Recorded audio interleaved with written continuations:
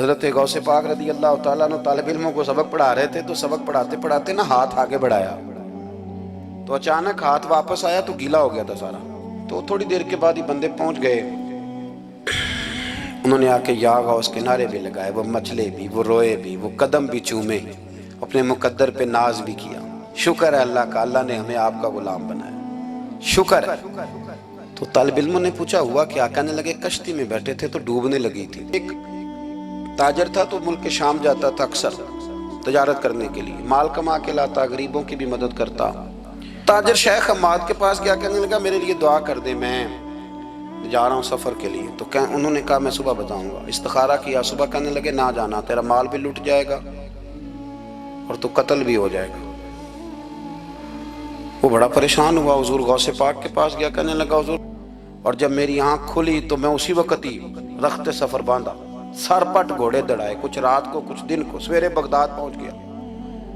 کہتے خیال تھا کہ پہلے غوث پاک کے پاس جاؤں گا، لیکن پہلے شیخ حماد سے ملاقات ہوگی۔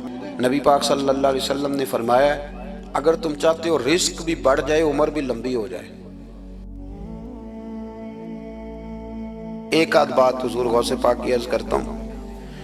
حضور غوث پاک رضی اللہ تعالیٰ عنہ نے نا نبی پاک صلی اللہ علیہ وسلم کی اتباع میں وقت گزارا ہے۔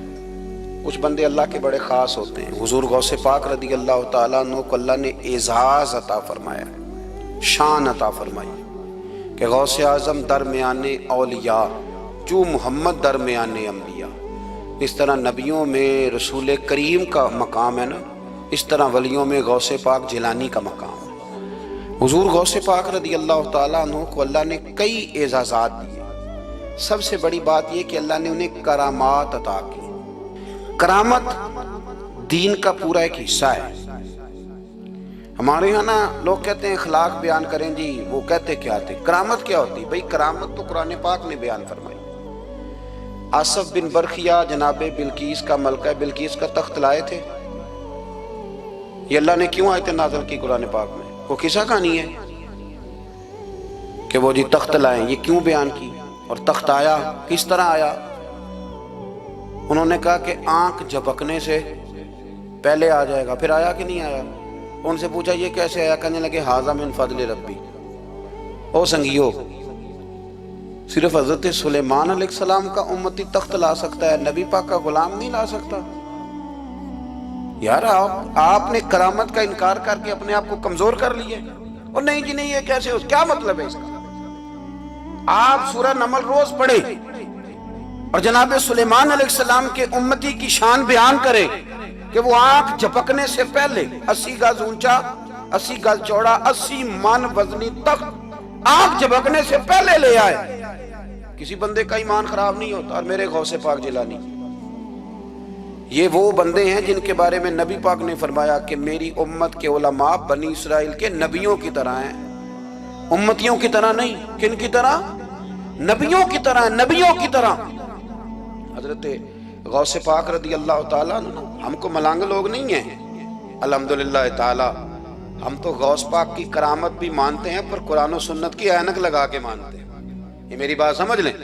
حضرت غوث پاک رضی اللہ تعالیٰ عنہ طالب علموں کو سبق پڑھا رہے تھے، تو سبق پڑھاتے پڑھاتے نا ہاتھ آگے بڑھایا تو اچانک ہاتھ واپس آیا تو گیلا ہو گیا تھا سارا۔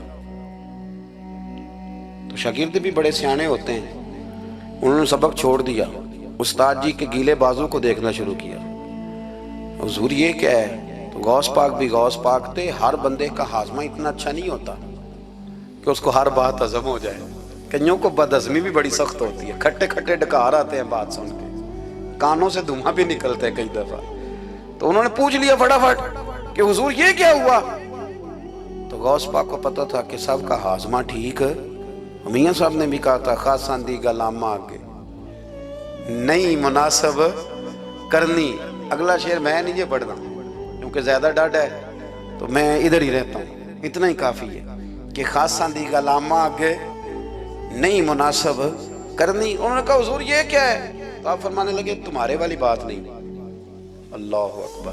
ابھی سبق پورا ہو رہا تھا تو بندے دوڑے دوڑے آ گئے اور انہوں نے نعرے لگانے شروع، یا غوث یا غوث یا غوث۔ لوگ کہتے ہیں غوث پاک سے ملتا نہیں، میں کہ ٹھیک ہے انہوں نہیں نہ ملیا، جنہوں ملیا اس تے رولا پانا نہ بڑا ملیا ہے بڑا ملیا ہے بڑا ملیا، اپنا اپنا معاملہ نا۔ کسی نے کہا حضور کچھ نہیں دیتے، تو کسی نے کہا میرے کریم سے گر قطرہ کسی نے مانگا، دریا بہا دیے، در بے بہا دیے، جس کو ملا ہے وہ تو شور کرے گا۔ تو تھوڑی دیر کے بعد ہی بندے پہنچ گئے، انہوں نے آ کے یا غوث کے نعرے بھی لگائے، وہ مچلے بھی، وہ روئے بھی، وہ قدم بھی چومے، اپنے مقدر پہ ناز بھی کیا۔ شکر ہے اللہ کا، اللہ نے ہمیں آپ کا غلام بنایا، شکر ہے۔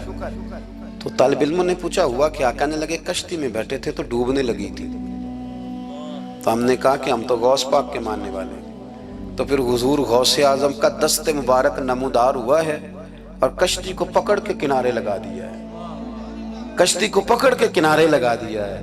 ایک قریب کہنے لگا یہ کیسے ہو سکتا ہے؟ تو دوسرا اس کی کمر پہ تھپکے دے کے کہنے لگا ویسے ہی ہو سکتا ہے جیسے آصف بن برقیہ کے ذات ہوا تھا، بالکل ویسے ہی ہو سکتا ہے۔ سیدنا غوث اعظم کی کرامات اتنی متواتر کے ساتھ ہیں کہ ملا علی قاری فرماتے اتنی تو کرامتیں سنی نہیں اتنی غوث پاک کو اللہ نے عطا فرمائی۔ رب کریم نے انہیں درجہ دیا، وقار دیا، ان کی دعاؤں کو قبولیت دی، اللہ نے انہیں اعزاز کے ساتھ نوازا، اللہ نے ان پر فضل فرمایا۔ ایک تاجر تھا تو ملک شام جاتا تھا اکثر تجارت کرنے کے لیے، مال کما کے لاتا، غریبوں کی بھی مدد کرتا، مدارس کی، مساجد کی، سب جگہ جہاں دین کی ضرورت ہوتی پہنچتا۔ ایک بغداد میں اور درویش بھی گزرے جن کا نام شیخ حماد ہے، وہ بھی بڑے درویش تھے۔ وہ تاجر شیخ حماد کے پاس گیا، کہنے لگا میرے لیے دعا کر دے، میں جا رہا ہوں سفر کے لیے۔ تو انہوں نے کہا میں صبح بتاؤں گا۔ استخارہ کیا صبح، کہنے لگے نہ جانا، تیرا مال بھی لٹ جائے گا اور تو قتل بھی ہو جائے گا۔ وہ بڑا پریشان ہوا، حضور غوث پاک کے پاس گیا، کہنے لگا حضور وہاں بھی میں نے کہلا بھیج دیا ہے، سامان میرا پڑا ہے، جاؤں گا نہیں، پیمنٹ نہیں کروں گا، ملے گا نہیں تو خسارہ ہو جائے گا، مہربانی فرمائے۔ غوث پاک نے مراقبہ کیا، فرمایا تو جا اللہ خیر کرے گا، تو جا اللہ خیر کرے گا۔ مرید کا عمل کے یقین، پیر کا عمل کے یقین، چلے آپ فیصلہ کر لیں تو میں آگے بڑھتا ہوں۔ حضرت غوث اعظم رضی اللہ تعالیٰ عنہ نے مرید سے کہا تو جا اور اللہ خیر کرے گا۔ وہ گیا، کہتے میں نے پیمنٹ کی، مال لیا، واپس آیا، گھوڑوں کا سفر تھا، رستے میں رات کو ایک جگہ سویا، خواب دیکھتا ہوں، خواب میں ڈاکو آ گئے، انہوں نے پہلے مال لوٹا پھر مجھے قتل کیا، اور جب میرے گردن پہ انہوں نے خنجر چلائی، خواب دیکھ رہا ہوں تو میری فٹافٹ آنکھ کھل گئی، اور جب میری آنکھ کھلی تو میں اسی وقت ہی رخت سفر باندھا، سر پٹ گھوڑے دڑائے، کچھ رات کو کچھ دن کو، سویرے بغداد پہنچ گیا۔ کہتے خیال تھا کہ پہلے غوث پاک کے پاس جاؤں گا، لیکن پہلے شیخ حماد سے ملاقات ہوگی۔ میرا چہرہ دیکھا، پریشان تو دیکھ کے مسکرائے، فرمانے لگے بھی تیرا پیر بڑا شاندار ہے، تیرا پیر بڑا شاندار ہے۔ وہ کام جو حقیقت میں ہونا تھا نا، حقیقت میں انہوں نے دعا کی ہے تو رب کریم نے اسے خواب بنا دیا ہے۔ ان کی دعا کی برکت سے اللہ نے اسے، اب میں بات مضبوط کرنا چاہتا ہوں تو میں ایک حدیث پاک بھی پڑھ دوں۔ لوگ کہیں گے جی مرنے والا بھی بچ جاتا ہے، عمر بھی بڑھ جاتی ہے۔ مشکات کی حدیث ہے، ترمذی میں بھی موجود ہے، نبی پاک صلی اللہ علیہ وسلم نے فرمایا ہے اگر تم چاہتے ہو رزق بھی بڑھ جائے، عمر بھی لمبی ہو جائے، تو اپنے رشتہ داروں سے اچھا سلوک کرو۔ اس کا مطلب ہے کہ عمر بڑھ جاتی ہے، موت کچھ وقت کے لیے ٹل بھی جاتی ہے۔ حضور غوث پاک کو اللہ نے بڑا اعزاز دیا، بڑی کرامات دی۔ آپ فرمایا کرتے تھے میں نے 40 سال اپنے رب کو راضی کیا ہے مصلی پہ بیٹھ کے۔ تو میرے مالک نے پھر پوچھا ہے کہ عبد القادر کچھ مانگ لے، کوئی بات کر لے، تو سیدنا غوث اعظم رضی اللہ تعالیٰ عنہ فرماتے ہیں کہ میں نے پھر اپنے رب کریم کی بارگاہ میں عرض کیا مالک جو قیامت تک مجھ سے محبت کرے، فضل کرنا اسے بغیر توبہ کے موت نہ دینا۔ تو میرے رب نے میری اس دعا کو شرف قبولیت عطا فرمایا کہ جو مجھ سے پیار کرے گا، میرا نام لے گا، وہ بغیر توبہ کے نہیں مرے گا۔ جنات بھی آپ کی بارگاہ میں حاضر ہوتے، آپ کو شیخ بحر و بر کہا جاتا ہے۔ جب آپ نے منبر پر بیٹھ کر یہ اعلان فرمایا نا کہ میرا یہ قدم ہر ولی کی گردن پر ہے، تو خراسان کے جنگلوں میں معین الملت والدین عطائے رسول ہند الولی خواجہ معین الدین اجمیری موجود تھے، تو وہاں اعلان کرنے لگے، کہنے لگے غوث پاک صرف گردن پہ کیوں، آپ میری آنکھوں پہ بھی قدم رکھیں، میرے سر پہ بھی قدم رکھیں۔ اللہ نے ان اولیاء کو بڑا اعزاز دیا، انہیں اللہ نے بڑی شان دی۔ اپنی نسبت اللہ کے بندوں سے مضبوط رکھیں۔ ضروری نہیں کہ آپ کسی جگہ مرید ہی ہوں گے تو آپ کی نسبت مضبوط ہوگی، آپ خواجہ معین الدین سے پیار کریں، آپ حضرت بہاؤالحق نقشبند بخاری سے پیار کریں، داتا علی اجویری سے پیار کریں، آپ غوث پاک جیلانی سے، آپ اللہ کے نیک بندوں سے محبت کریں، ان کا تذکرہ سنیں۔ اب تو پوری مہم چلی ہوئی ہے اللہ کے بندوں کے خلاف، لوگوں نے ایسا وار چلایا کہ بس جی کچھ بھی نہیں جی، آپ چھوڑیں، آپ ڈائریکٹ کتاب و سنت کو پڑھیں، کوئی بھی نہیں جی، کوئی ولی نہیں۔ تو پھر وہ جو اتنی آیتیں ہیں، وہ حدیثیں، وہ سارا کچھ، اس کا مطلب ہے امت میں ولی ہوتے ہی نہیں۔ تو الا ان اولیاء اللہ لا خوف علیہم ولا هم یحزنون کا کیا معنی ہے؟ اس کا کیا مطلب؟ آپ نے تو ملیاں میٹ کر دیا سارا، پوری مہم چلی۔ اللہ کے بندوں سے پیار کریں، اور میرے نبی پاک صلی اللہ علیہ وسلم نے فرمایا جو جس سے پیار کرے گا قیامت کے دن اسی کے ساتھ اٹھایا جائے گا۔ میرے رسول کریم صلی اللہ علیہ وسلم کا کمال یہ ہے کہ رسول پاک کو کبھی اشتعال نہیں آیا، اور بھائی حضور کو کبھی اشتعال، بول کے بتائیے، اشتعال چھوڑ دو۔ ہم محتاج ہیں نبی پاک کے، ہم نے جو سیکھنا ہے اپنے نبی سے سیکھنا ہے۔ وہ اگر زندگی میں آپ نے اشتعال چھوڑ دیا، بہت سارے لوگ دانا پھینکنے آتے ہیں، وہ پھینک کے چلے جاتے ہیں، ہم پیچھے سے لڑتے رہتے ہیں۔ اگر آپ اشتعال چھوڑ جائیں، دیکھو حضور کے میلاد پر میں نے کیا بات چھیڑی ہے، بڑی ضروری سمجھی ہے تو چھیڑی ہے۔ نبی پاک کو نا اپنے دادا سے بڑا پیار ہے، بڑا، دادا سے، والد سے تو ہوتا ہی ہے، ماں سے تو ہوتا ہی، حضور کو اپنے دادا سے۔ بخاری شریف میں حدیث ہے، جناب ابو سفیان رضی اللہ تعالیٰ عنہ حدیث کے راوی ہیں، فرماتے ہیں کہ جنگ میں حضور کے ساتھ تھا فتح مکہ کے بعد، تو کافروں نے بڑا شدید حملہ سامنے سے کر دیا۔ فرماتے ہیں جب انہوں نے شدید حملہ کیا تو مسلمان تھوڑے پیچھے ہٹے، ارادہ یہ تھا کہ نئی منصوبہ بندی کے ساتھ آگے بڑھیں گے۔ کہتے ہیں میں نے نبی پاک صلی اللہ علیہ وسلم کے گھوڑے کی لگام تھامی ہوئی تھی، صحابہ پیچھے ہٹے پر حضور نہیں پیچھے ہٹے، اور آگے بڑھے۔ تو میں نے کہا یا رسول اللہ سب لوگ پیچھے ہٹ رہے ہیں، ذرا پیچھے ہٹ کے نئی حکمت عملی، نئی تازگی کے ساتھ وار کریں گے تاکہ مقابلہ کر سکے۔ تو جنگ کا موقع ہے، جنگ کا وقت ہے، اور حضور وہاں نعرہ کیا لگاتے ہیں؟ فرمایا پیچھے نہیں ہٹنا۔ کیوں؟ انا النبی لا کاذب انا ابن عبد المطلب لا کاذب، فرمایا پیچھے نہیں ہٹنا ہے۔ ایک تو اس لیے نہیں ہٹنا کہ میں نبی ہوں اور یہ بھی سچ ہے، اور اس لیے بھی پیچھے نہیں ہٹنا کہ میں کوئی معمولی آدمی نہیں، میں عبد المطلب کا پوتا ہوں۔ اب پیچھے ہٹنا، کتنی دلچسپی ہے اپنے دادا کے ساتھ، کتنا پیار ہے۔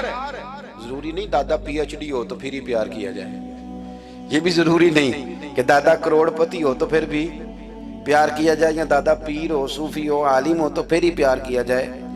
ماں باپ تو ماں باپ ہی ہوتے ہیں، ماں باپ تو ماں باپ ہوتے ہیں۔ مجھ سے کوئی کہے میں اپنی اماں پہ 6 جلدوں میں کتاب لکھ سکتا ہوں، میں ذمہ داری سے کہہ رہا ہوں، وضو کے ساتھ بیٹھا ہوں۔ اگر کبھی اللہ مجھے موقع دے تو میں کئی جلدوں میں اپنے والد پر کتاب لکھ سکتا ہوں۔ یہ ضروری تو نہیں کہ ماں باپ پڑھے لکھے ہوں تو پھر ہی ان پہ لکھا جا سکتا ہے۔ ماں اگر اپلے بھی تھاپتی ہو نا، اسے الف با تا سا نہ بھی دیکھ کے پڑھنا آتا ہو تو بیٹے سے پیار کتنا کرنا ہے یہ اسے آتا ہوتا ہے، یہ اللہ اسے دیکھ کے بھیجتا ہے۔ اس کے لیے کسی پی ایچ ڈی کی ضرورت یہ اسے پتا ہوتا ہے، یہ اللہ تعالیٰ اس کے سینے میں پہلے اتارتا ہے۔ نبی پاک صلی اللہ علیہ وسلم کو بڑا پیار ہے۔ انا ابن عبد المطلب، میں کوئی معمولی آدمی نہیں، میں عبد المطلب کا پوتا ہوں۔ یہ جنگوں میں حضور اعلان کرتے۔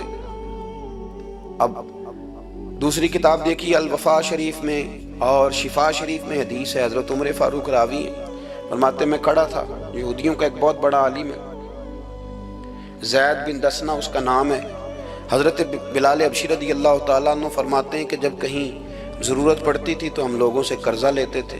وہ ایک دن مجھے کہنے لگا مجھ سے قرضہ لے لیا کرو، میرے پاس پیسے پڑے ہوتے ہیں۔ میں نے اس سے قرضہ لے لیا نبی پاک صلی اللہ علیہ وسلم کے مہمانوں کے لیے، کیونکہ میری ذمہ داری تھی مہمانوں کی دیکھ بھال۔ آپ فرماتے ہیں کہ ابھی اس کے حضرت عمر فرماتے ہیں کہ وعدے میں 3 دن باقی تھے، میں حضور کے ساتھ تھا۔ وہ عالم تھا یہودیوں کا، تورات جانتا تھا، تو چوک میں اس نے کھڑا کر لیا اور کھڑا کر کے کہنے لگا نبی کریم صلی اللہ علیہ وسلم سے کہ میرے پیسے دیں۔ تو حضور صلی اللہ علیہ وسلم نے فرمایا کہ ابھی تو 3 دن باقی ہیں وعدے میں، انشاءاللہ وعدے پہ دے دیں گے۔ میں نے جو مضمون چھیڑا ہے وہ میں نے مکمل کرنا ہے، آپ میری بات پہ توجہ کرنا۔ میں کہہ چکا ہوں کہ حضور کو دادا سے بڑا ہی پیار ہے۔ اب وہ یہودیوں کا عالم کیا کہتا ہے نبی پاک کو؟ تانا کس طرح دیتا ہے، معاذ اللہ ثم معاذ اللہ، نقل کفر، کفر نہ باشا۔ جب حضور نے کہا نا ابھی 3 دن باقی ہیں، تو کہنے لگا جی معاذ اللہ ثم معاذ اللہ، پھر معاذ اللہ، کروڑ دفعہ معاذ اللہ۔ کہنے لگا جی عبد المطلب کی اولاد کا طریقہ یہ ہے، پیسے لے لیتے ہیں پھر واپس نہیں کرتے۔ ہے نا اشتعال والی بات؟ یعنی ویسے ہی آپ کسی کو کہیں کہ تیرے دادے کی اولاد ساری کا طریقہ ہی وہ گرم ہو جائے گا۔ اور اگر یہ کہہ دیا جائے اس ذات کے بارے میں جس سے آپ پیار بھی عشق کی حد تک کرتے ہوں، تو اب تھپڑ تو بنتے ہیں نا 4، اب ڈنڈا تو بنتا ہے نا۔ لیکن میرے نبی پاک اشتعال میں نہیں آتے تھے، مزاج نہیں تھا رسول کریم کا۔ نبی کریم صلی اللہ تعالی علیہ وسلم اتنی بڑی بات کر دی کہ حضرت عمر کہتے ہیں میں نے یوں کر کے تلوار پہ ہاتھ رکھا، نکال لی نیام سے باہر، گردن اڑاؤں گا اس گستاخ کی۔ رسول کریم نے فرمایا عمر یہ تو کیا کر رہا ہے؟ تیرے تو ذمہ یہ تھا کہ تو اسے نرمی کا کہتا اور مجھے پیسے دینے کا کہتا۔ اب اس طرح کر، اسے فلاں جگہ لے جا، وہاں کھجوریں پڑی ہیں، تول کے دے دے، چل 2 کلو زیادہ بھی دے دینا۔ حضرت عمر فاروق رضی اللہ تعالیٰ عنہ کہتے ہیں میں نے کہا حضور زیادہ کس بات کی، میں تو پوری بھی ذرا ناپ تول کے دوں گا، اور احتیاط سے کس بات کی زیادہ، اس نالائق کو زیادہ دوں؟ حضور فرمانے لگے زیادہ اس لیے دینی ہے کہ تو نے اسے ڈانٹا ہے، تو نے تلوار دکھائی ہے، اب 2-3 کلو زیادہ دینی۔ حضرت عمر کہتے ہیں میں لے گیا اور میں نے 2-3 کلو کھجوریں زیادہ دی، پر وہ میرے اندر جو اس کے بارے میں کوفت تھی وہ جاتی نہیں تھی، میرا دل کرتا تھا کاٹ ڈالوں اسے۔ اور جب میں نے دے لی نا تو میرے قریب آیا، میرے گھٹنے پہ ہاتھ رکھا۔ آنسو بڑے قیمتی ہوتے ہیں، ایک کبھی نکلتے ہیں۔ کہتے ہیں جب میرے گھٹنے پہ اس نے ہاتھ رکھا تو وہ یہودیوں کا عالم رو پڑا، کہنے لگا عمر تیرا کیا خیال ہے کہ میں بلا وجہ یہ میں نے بات کر دی؟ کہا نہیں، تو روتا کیوں ہے؟ پہلے بے ادبی کرتا ہے اب روتا ہے۔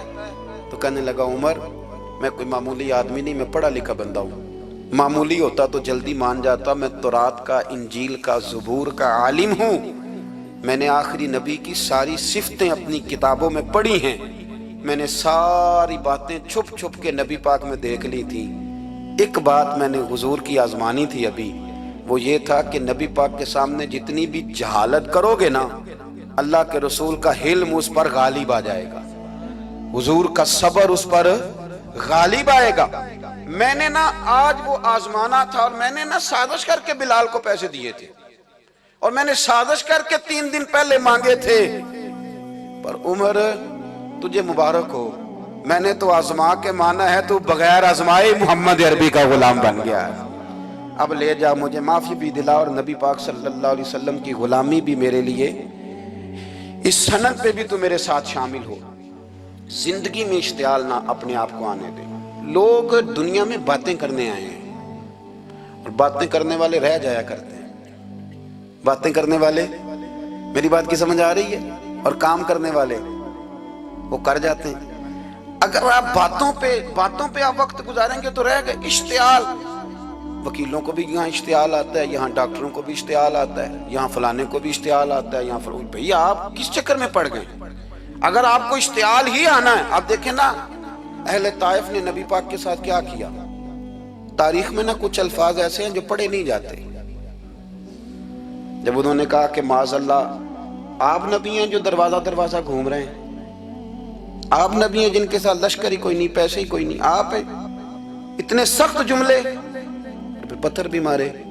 اشتعال تو 1.5 منٹ میں آ جاتا بندے کو، اور ہمارے ہاں تو رہ بھی صرف اشتعال ہی ہے، صرف اشتعال ہی ہے، جس کو دیکھو اسے اشتعال ہے، ادھر بھی لڑائی، ادھر بھی دنگا، ادھر بھی فساد۔ بھئی آپ چھوڑیں۔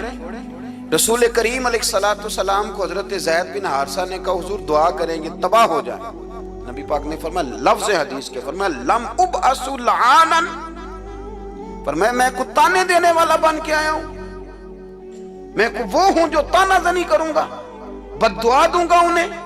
فرمایا انما بعثت ہادیا و رحمہ، فرمایا میں تو رحمت بن کے آیا ہوں اور لوگوں کو ہدایت کا راستہ دکھانے کے لیے آیا ہوں۔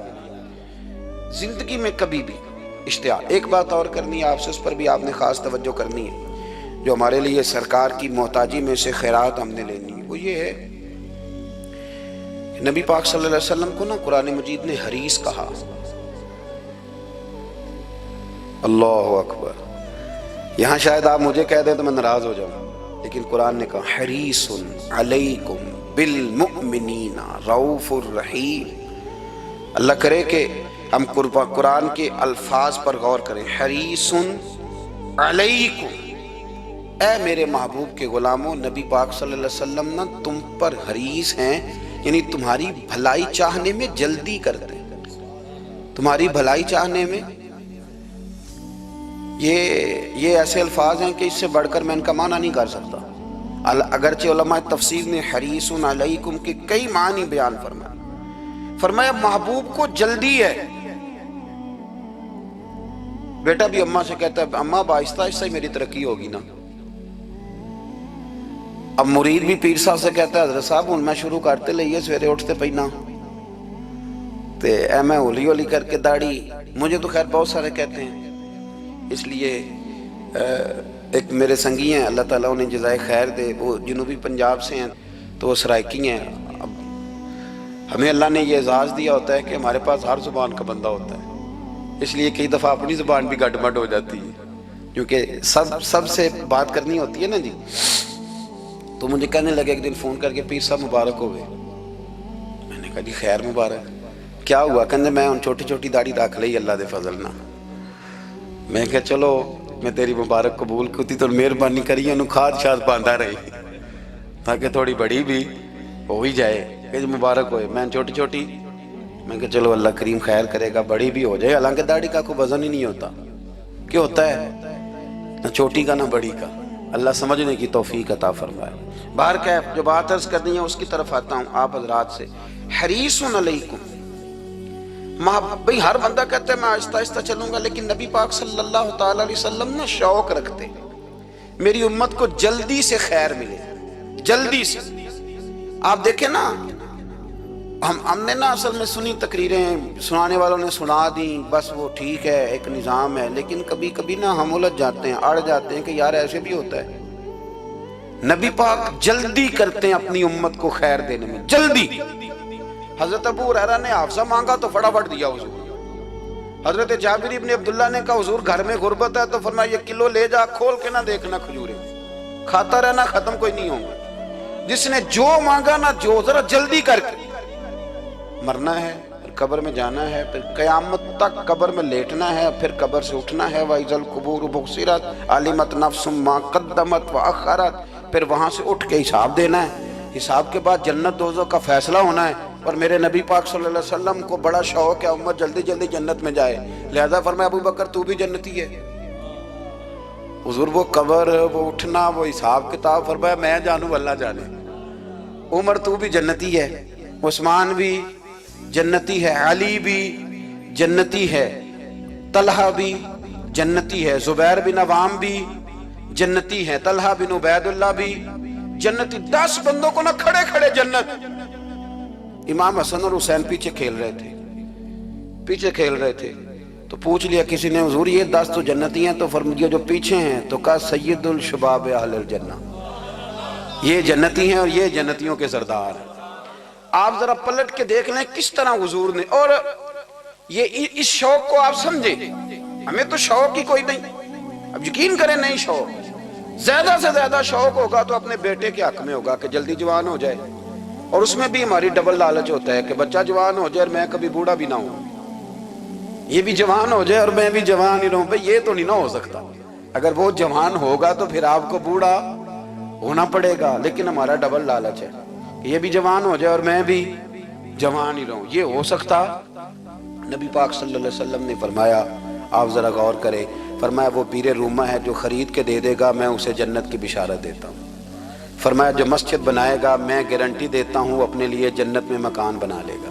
میرے رسول کریم علیہ السلام جنت کو آسان کرتے چلے گئے، فرمایا 2 چیزوں کی ضمانت دے دے، زبان اور شرمگاہ کا غلط استعمال نہ کرنا، میں تجھے گارنٹی دیتا ہوں کہ رب تجھے بغیر حساب کتاب جنت عطا کر دے گا۔